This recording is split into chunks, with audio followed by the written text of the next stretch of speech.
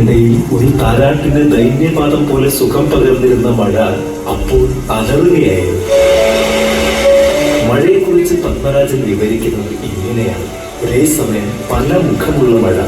മഴ വീണ ഒരു മെയ് മാസത്തിലായിരുന്നു പത്മരാജനും പിറന്നു വീണത്. ഓരോ സിനിമയും പ്രേക്ഷകരുടെ മനസ്സിൽ ഓരോ ഓർഡറെങ്കിലും ഏൽപ്പിച്ചിരിക്കണം എന്ന വിശ്വാസത്തിൽ ഊന്നു നിന്നുകൊണ്ടാണ് ഞാനിപ്പോഴും ചിത്രം വരയ്ക്കാറ്.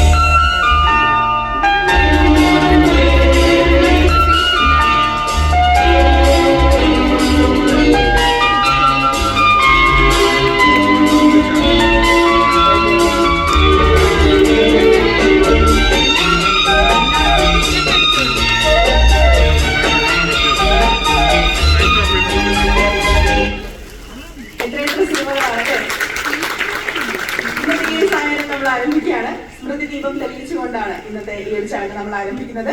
സ്മൃതി ദീപം